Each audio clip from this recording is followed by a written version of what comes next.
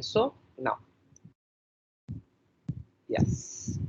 Estamos gravando, aviso a todos que estamos gravando. Muito bem.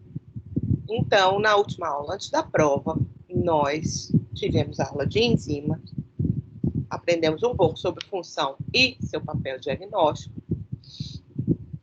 falamos sobre pancreatite aguda, e a gente vai voltar a falar sobre tudo isso nos próximos assuntos, porque agora a gente vai entrar no módulo de bioenergética, falar sobre catabolismo e anabolismo.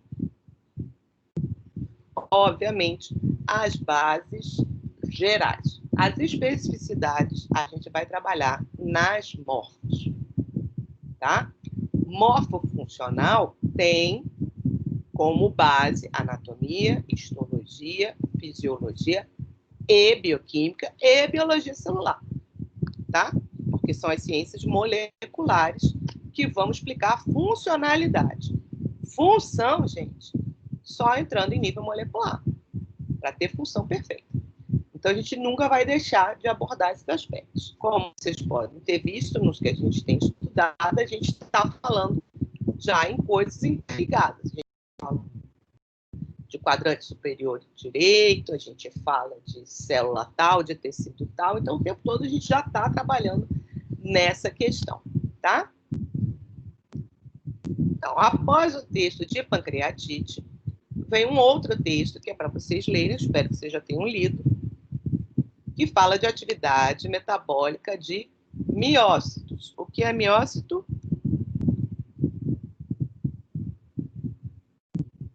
Célula muscular. Exatamente. Porque cito vem de prefixo. Isso. Oh, meu Deus, o que foi? Ih, apertei alguma coisa errada aqui. Cito vem de célula e mio é muscular, certo? Então, miócitos são as células musculares gerais. Aí depois você especifica se é musculatura esquelética, se é de cardíaco, se é de musculatura lisa, por aí vai. A atividade metabólica varia com a intensidade de contração muscular. E aí ele vai começar a falar sobre atividade em repouso, em exercício intenso. E aqui a gente tem alguns aspectos que vocês vão trabalhar daqui por diante. As necessidades metabólicas de cada grupo celular em cada momento da vida, né?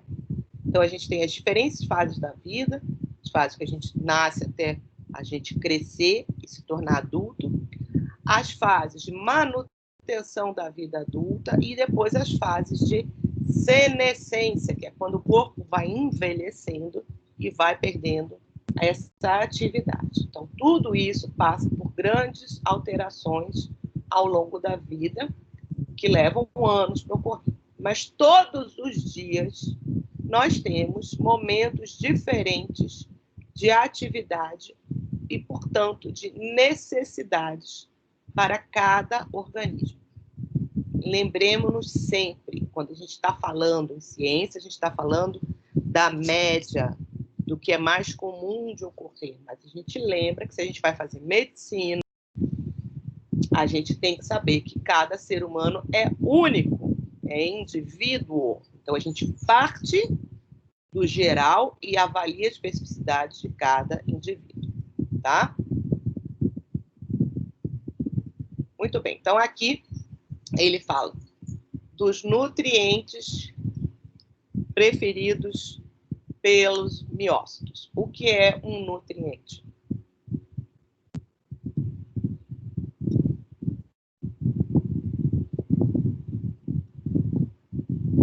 Enquanto ninguém responde, eu não vou avançar. Vamos lá.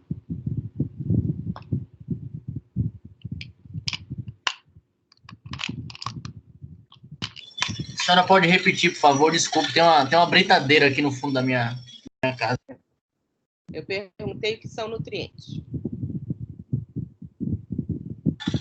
Eu diria que são compostos não necessariamente de moléculas, mas também íons, como cálcio, que tem uma função para a fisiologia do corpo.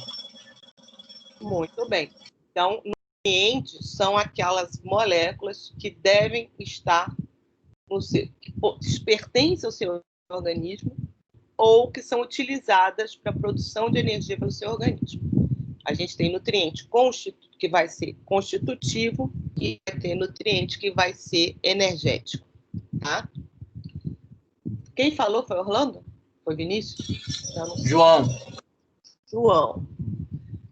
João está dizendo que tem nutrientes que servem para dar energia e constituição, mas tem os micronutrientes também. Então, são aquelas moléculas que a gente já viu.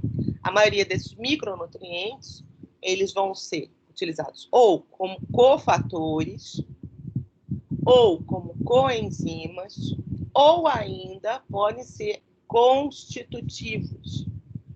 Podem estar fazendo parte, por exemplo, de uma proteína, como no caso do ferro que a gente viu lá no grupamento M de M-proteínas, como no caso do cobre na ceruloplasmina, que é uma proteína, por aí vai. E tem alguns íons que vão auxiliar nos mecanismos de mudança de carga elétrica, que é uma coisa extremamente utilizada por todo o organismo, mas que é bastante utilizada também, seria mais até, pelo sistema neuromuscular, né? Então, a gente sabe que a atividade de contração muscular, ela é dependente de energia, ela é dependente de constituição e ela é dependente de sinalização.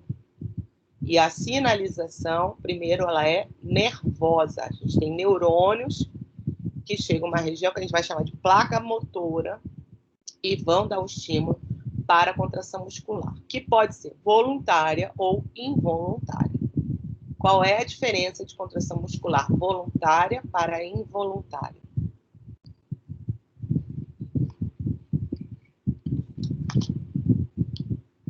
Vamos lá que a gente está estudando os princípios de bioenergética. Voluntária a gente decide quando faz involuntário, não? Que exemplo seria isso?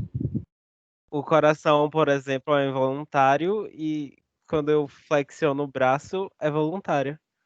Pronto. Então, a gente vê que músculo não é tudo igual, certo? E a sinalização que se dá para cada um também não é igual. Mas, tanto uma coisa quanto outra, tem um estímulo nervoso implicado nisso. Esse estímulo nervoso, então, ele é dependente de energia e é dependente de substâncias químicas, incluindo esses íons. Então, o cálcio, mesmo que o Paulinho falou, o cálcio é um grande sinalizador dentro e fora da célula. Certo? O músculo pode utilizar cerca de 50% do oxigênio corporal em repouso, podendo ir para 90% em exercício intenso. Por que dessa diferença? Porque precisa de mais energia aí. Sim, qual a correlação do oxigênio com a energia? Ele é o aceptor final, eu acho, na cadeia, na reação toda. Na reação de? Eu acho que é o ciclo de Krebs, eu não lembro muito bem disso, mas... Fosforilação oxidativa?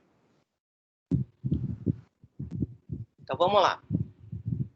Porque é isso que a gente vai aprender hoje e é a base da bioenergética.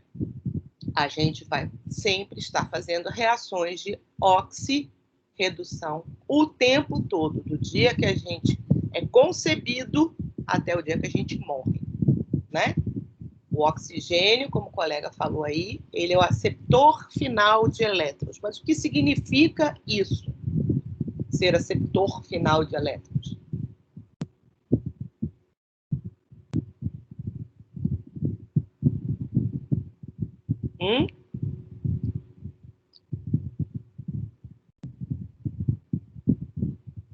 Estou perguntando.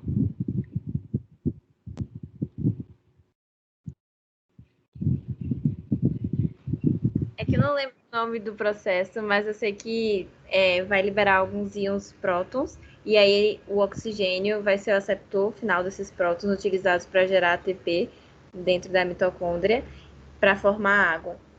Eu acho que é isso. Então, esse movimento de elétrons que entram e saem de uma molécula e vão para outra, esse é o processo de oxirredução, certo?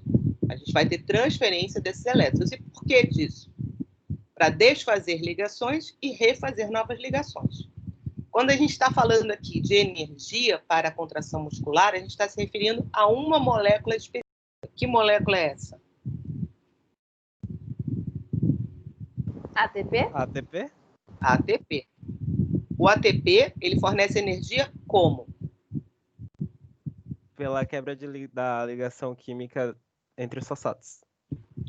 Entre os fosfatos, não. Entre um fosfato, que está mais na ponta, né? É a adenosina trifosfato. São 3 fosfatos ligados à adenosina, certo? Então, cada vez que eu quebro uma ligação, a energia que está contida naquela ligação é liberada, né? No caso, a quebra do ATP, que vai gerar ADP e PI, que é o fosfato inorgânico, vai liberar essa energia vai ser utilizada para contração muscular, correto? Uhum. Portanto, o ATP, ele funciona como coenzima também, correto?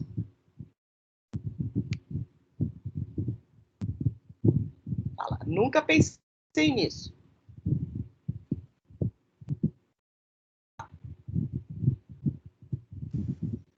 Eu acho que tá.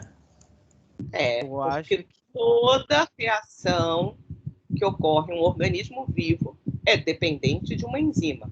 Lembra? Não existe nenhuma reação em organismos vivos que não tenha uma enzima associada.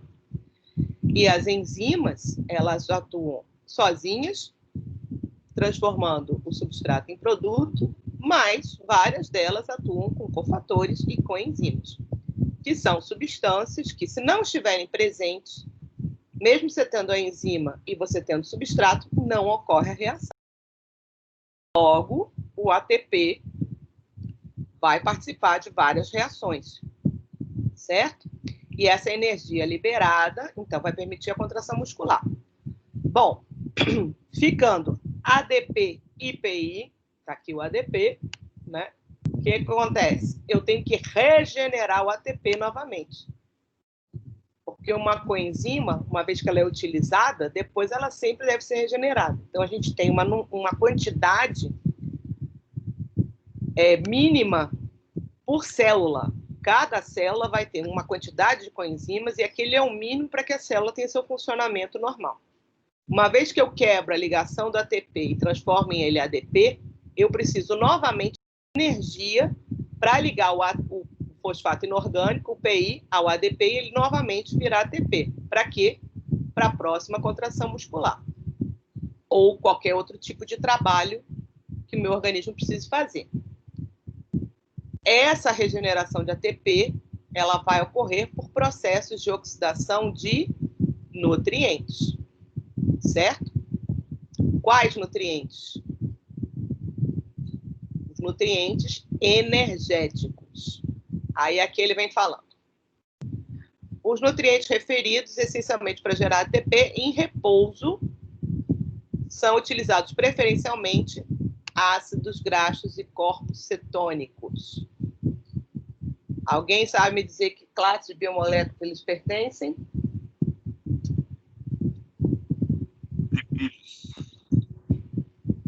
Isso. Ácido graxo é monômero de lipídio, né? Isso, exatamente.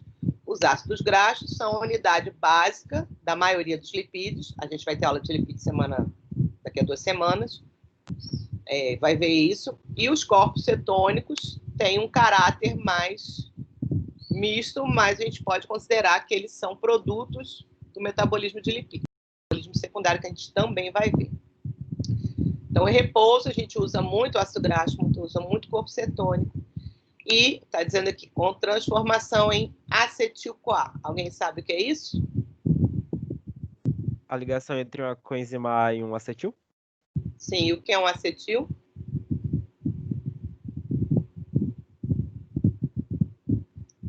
A gente tem que entender o que esses nomes significam. Acetil... Ácido graxo. Então, acetil vem de quê? De ácido acético, originalmente. O É um acetato, radical, né? associa, isso, ele vai gerar o acetil. O acetil, então, se liga à coenzima A. Ou seja, enzimas que estão associadas à produção de energia também são dependentes dessa coenzima. A gente vai ver também. Durante o exercício muscular também é utilizada a glicose. Então, a gente já falou aqui, ó, ácidos graxos, corpos cetônicos e glicose. Então, representante dos lipídios e a glicose é representante de que classe de biomoléculas? Carboidrato. Glicídios. Exatamente. Glicídios, também chamado de carboidrato, para ter um metabolismo mais completo. Mas a gente já viu na primeira aula que a glicose passa por uma oxidação parcial e se converte em piruvato. Que via metabólica é essa? Que transforma a glicose em 2 moléculas de piruvato? Glicólise. Glicose. E a gente também viu que na ausência de oxigênio, ocorre que esse piruvato se converte em lactato. Lembram? Como chama essa reação de conversão do piruvato em lactato? Fermentação lática? Exatamente. Fermentação lática, que é uma reação catalisada pela lactato desidrogenase, que é dependente de uma coenzima. Qual é?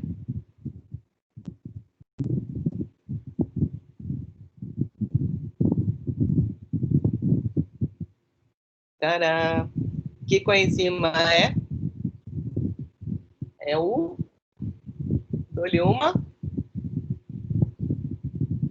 Dou-lhe 2.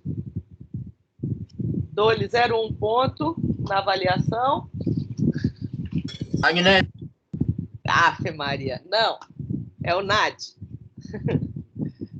Essa reação de transformação de piruvato em lactato serve para regenerar a coenzima NAD, né? Está na forma de NADH para virar NAD+. A gente vai ver isso de novo. Também a glicose está aqui. Ela pode ser transformada em piruvato e depois em acetil-CoA. Ó. Então, ácidos graxos e corpos cetônicos, na produção de energia, viram acetil-CoA. Glicose, na presença de oxigênio, depois virar piruvato, vai também se transformar em acetil-CoA. Então, a transformação de piruvato em lactato vai se dar na ausência de oxigênio. A transformação de piruvato em acetil-CoA vai se dar na presença de oxigênio, tá?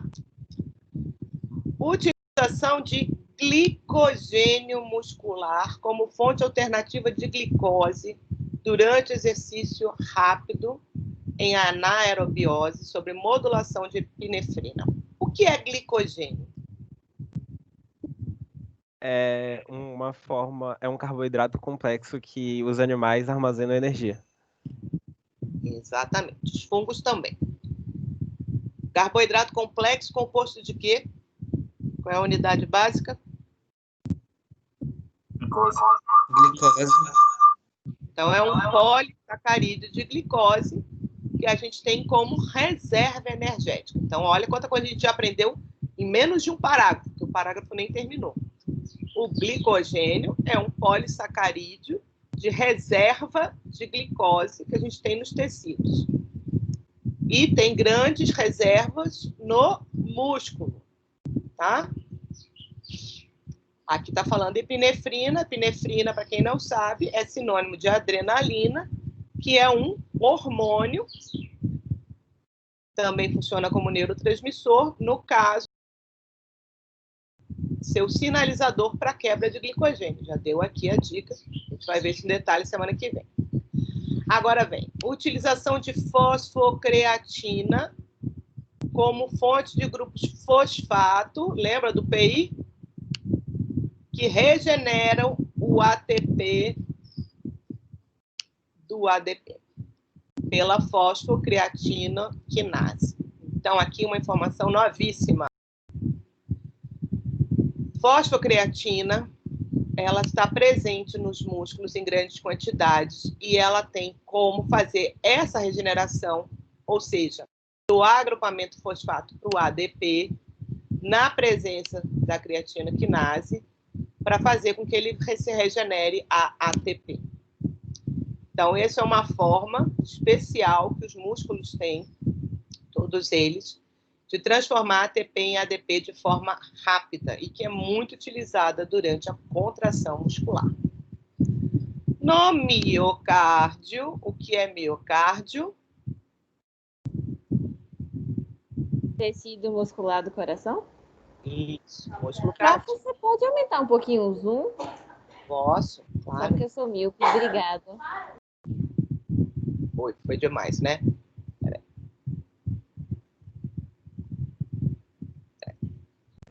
Obrigada. Para agora. Assim. Tá melhor. Pronto. Então, no miocárdio, a oxidação de glicose decorre exclusivamente em aerobiose, exceto em condições patológicas. E aí vamos chegar à aula de hoje. Ciclo de glutamina, glutamato. Quem é glutamina e quem é glutamato? A que classe de biomoléculas pertence? Glutamina é uma proteína e glutamato Ai, que bom que vocês acabaram de fazer prova. A prova foi sobre aminoácido, peptídeo, proteína, enzima, e ninguém lembra mais. São 2 aminoácidos. Glutamina é um aminoácido aminado, é básico, e glutamato é um aminoácido ácido. Certo? O ciclo glutamina, então toda vez a gente vai ver que a gente tem várias vias metabólicas, são cíclicas. Ou seja, ela começa e termina no mesmo lugar, tá? Então, o ciclo glutamina-glutamato serve para quê? Está dizendo aqui. O excesso de amônio resultante da proteólise muscular é eliminado para circulação sob a forma de glutamina. O que é proteólise?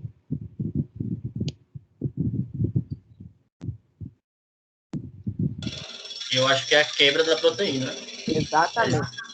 Então, proteólise muscular é um processo natural que ocorre em maior ou menor quantidade no nosso organismo, sempre que eu precise de aminoácidos livres, seja para fazer minhas proteínas em outro lugar, seja para obtenção de amina, para fazer outros compostos que tenham nitrogênio, tá? Seja porque eu preciso de aminoácidos essenciais que não estão disponíveis. E aí, vamos lá, mais um conceito. A proteína muscular, ela tem um papel igual ao do glicogênio nessa situação, que é de quê? O que o glicogênio é? Reserva energética. Exatamente. Então, a proteína muscular, ela tem como função principal fazer o quê? Contração muscular. Essa é a principal função da proteína muscular, certo? Das proteínas musculares. Mas, em situação de necessidade, que são essas que eu falei, você está carência de aminoácido essencial, porque você está com carência de energia, então você precisa produzir energia, você pode recorrer à quebra das proteínas musculares, que nessa situação estão funcionando como uma reserva energética e uma reserva de aminoácidos, tá? Muito bem. Nesse ciclo glutamina-glutamato, o excesso de grupamento amino que vem dessa proteólise muscular é eliminado para a circulação, então saiu do músculo pelo sangue na forma de glutamina e é captado pelo tecido renal. No renal, tecido renal, a glutamina de novo vira glutamato e elimina a amônia pela urina. Ok? Então, a gente tem amônia na urina? Tem. Todo mundo sabe o cheiro que a urina tem. E a gente fala, a urina tem um odor amoniacal. Por quê? Porque ela tem amônia. Mas é a amônia a principal forma de eliminação do nitrogênio da amina que sai do aminoácido? Não. Não. Então, a gente também vai ver que existe um outro ciclo, além desse, que é o ciclo da ureia. E a gente vai ver hoje que essa ureia é formada a partir dessa amina também, dessa amônia que é removida dos aminoácidos. No rim e na mucosa intestinal, o glutamato pode ser veiculado para a circulação sanguínea e ou ser consumido como material energético. Então, pronto. Então, a gente acabou de ver que nutrientes energéticos, recapitulando, são quem? Os ácidos graxos, que são os representantes dos lipídios, podendo também utilizar os corpos cetônicos, a glicose, como principal representante dos carboidratos, dos glicídios, e, finalmente, os aminoácidos. Aqui a gente está falando de glutamato, mas não só o glutamato, qualquer aminoácido, dependendo da necessidade, pode ser utilizado como fonte energética, ok? Então, os três principais grupos, né? Os três principais compostos que são substrato energético do nosso organismo são os ácidos graxos, a glicose e os aminoácidos, em geral. Tá claro isso? Depois a gente vai ver isso no slide, tá? O ciclo glutamina-glutamato pode decorrer igualmente a partir do tecido cerebral, que também faz isso, de onde é eliminada a glutamina em troca com a entrada de glutamato. Pronto. Então, você vê que tecidos que utilizam muita energia podem fazer isso. O infarto agudo do miocárdio. O que é um infarto? Se eu não me engano, mas Isquemia. tudo bem. Diga aí quem falou sem não me engano. Já falou. já falou. Ah, infarto é isquemia? Eu achava que o infarto era a morte celular por falta de nutriente. Quase. Quase um, quase outro. O infarto é lesão irreversível do tecido. Implica em morte celular, sim. Tá? Quando é que isso ocorre? Em geral, ocorre por hipóxia. O que é hipóxia? Baixo suprimento de oxigênio. Exatamente. E o que é isquemia, que o colega aí falou? Emia se refere a quê? Esse finalzinho, emia, em medicina. Sangue. Exatamente. Eu acho que é a interrupção do fluxo para um tecido. Pronto, perfeito. Então, vamos lá. O infarto é uma lesão irreversível do tecido, ou seja, morte celular, que é dada por uma situação de hipóxia, de baixa oxigenação ou de falta de oxigenação, seria anóxia, que é gerada por uma situação isquêmica, ou seja, corte ou diminuição da circulação sanguínea que irrigava aquele determinado local. Um infarto agudo é um processo que ocorre de forma repentina. Em qual tecido? O tecido cardíaco. Ok? Conseguiram entender?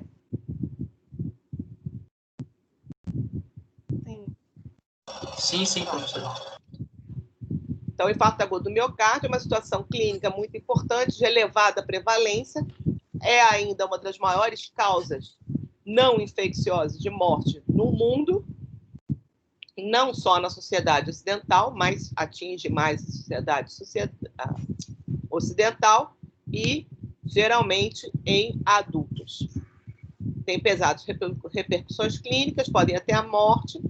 O infarto agudo do miocárdio é um bom exemplo de como a actuação, por ser texto de Portugal, se desenrola no ambiente que as enzimas têm papel preponderante.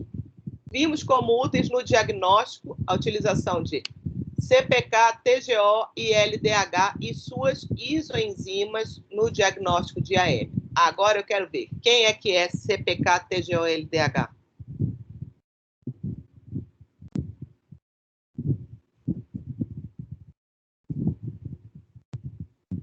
Pô, nenhuma delas, gente. A gente já falou dessa, já falou dessa. LDH é o hormônio luteinizante?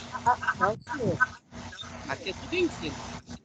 Fala que as enzimas que são Ah, eu preponderantes. confundi. Vamos ler.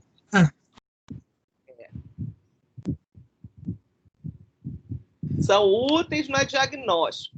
Então, o que é isso? O negócio que a gente viu na aula passada. Enzimas de valor diagnóstico, lembram?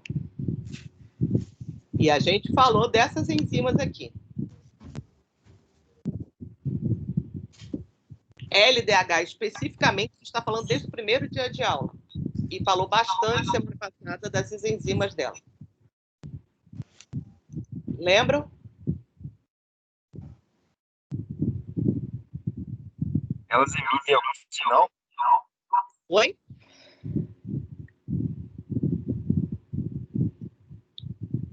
A lactato desidrogenase, gente, lembra? Que tem HHHH, H4, HHHM, HHMM, que é de coração e de músculo. E aí tem a LDH1, LDH2. A gente viu, foi a última aula que a gente teve de enzimas, lembra? E que cada tecido tem um grupo específico de enzimas e que serve ao diagnóstico. Não vou voltar lá no slide, que eu vou ter que abrir aqui de novo. Mas vocês voltem lá e deem uma conferida nisso. Como eu disse, não é para jogar fora nenhum conhecimento que vocês adquiram anteriormente. TGO, a gente falou. TGO, TGP, são duas transaminases que são utilizadas muito em diagnóstico de doenças. Essa é transaminase glutâmico oxalacética e a outra é glutâmico pirúvica. A gente vai ver hoje mais em detalhes essa. E a CPK, a gente acabou de falar nela, é essa amiguinha que está aqui, ó. É a fosfocreatinoquinase. Tá? É a enzima que permite transportar o fosfato da fosfocreatina para o ADP e transformar ele em ATP. Ok? Então, no caso, essas três enzimas são bastante abundantes no miocárdio. E, por isso, elas são boas como enzimas de valor diagnóstico no infarto agudo do miocárdio. Então, existem vários marcadores bioquímicos para o infarto agudo, e a maioria desses marcadores são enzimas.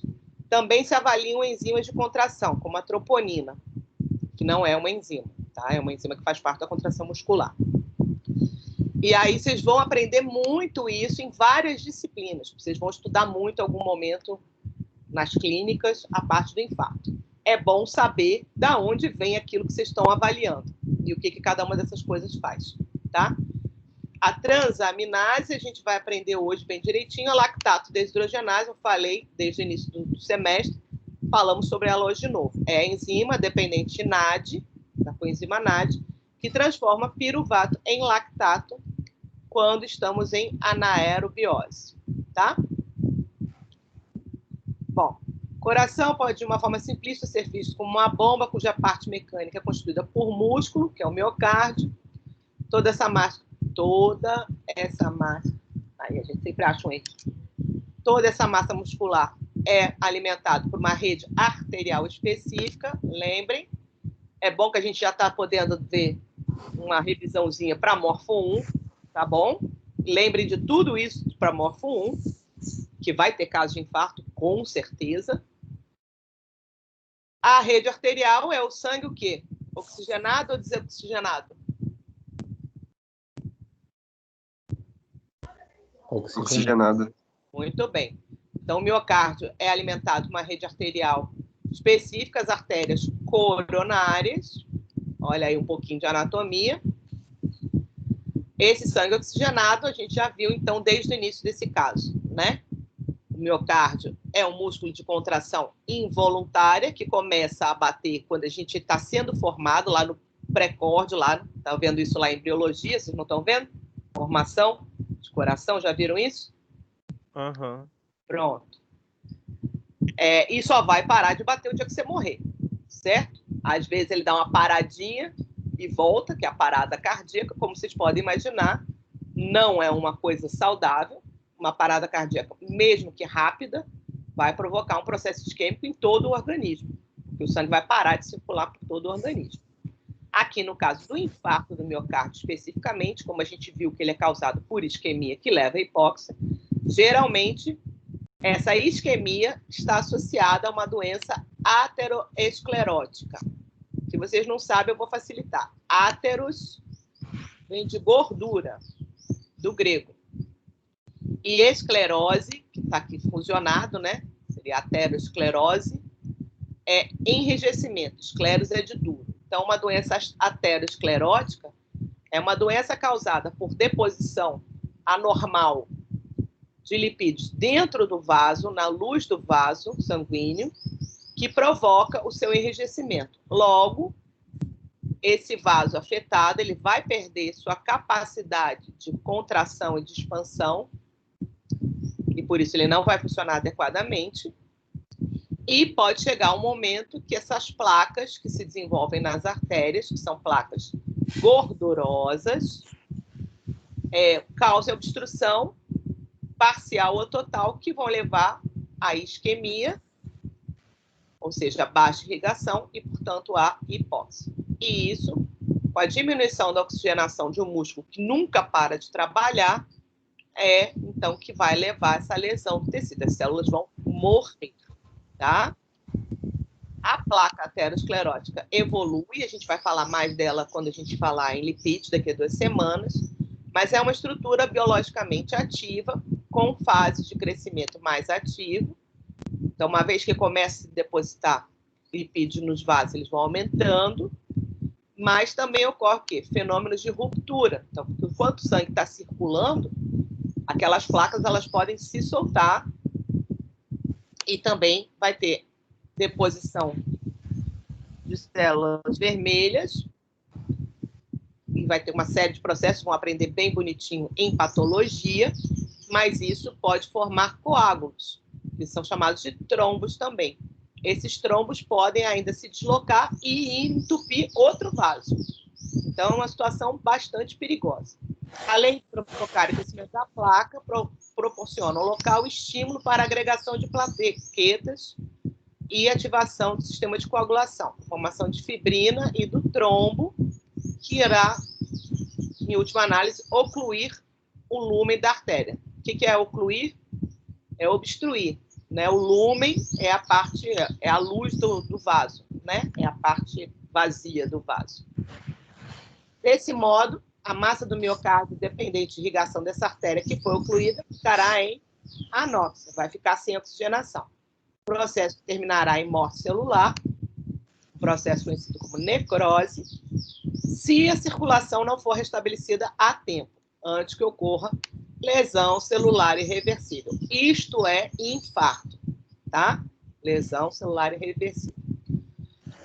Produz-se isquemia miocárdica quando, num determinado momento, em determinadas condições fisiológicas, as necessidades metabólicas do músculo cardíaco não são satisfeitas pelo volume de sangue que perfunde.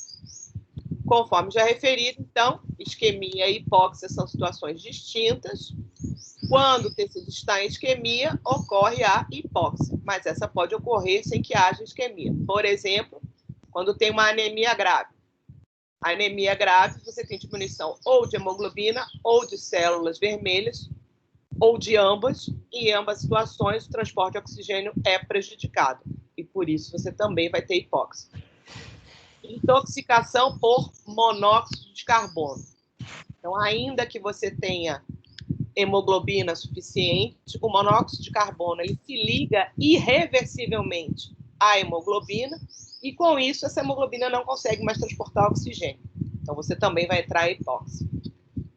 Em algumas cardiopatias congênitas, cardiopatia, apatia de doença, cardio-coração, congênita, a pessoa já nasce com isso, é um defeito de malformação, e aí isso pode ter obstrução que já vem de nascimento. Nessa situação, geralmente está associada a uma falha na comunicação e a passagem do sangue venoso para o lado esquerdo do coração sem passar previamente por pulmão. Ou seja, nesse caso, o sangue não é oxigenado adequadamente e o indivíduo também entra em hipóxia. Então, todas as situações, além dessas que a gente falou de isquemia, que pode gerar hipóxia, essas outras situações também podem gerar hipóxia. Em todas as situações que a gente acabou de ver, pode ocorrer o infarto agudo do miocárdio.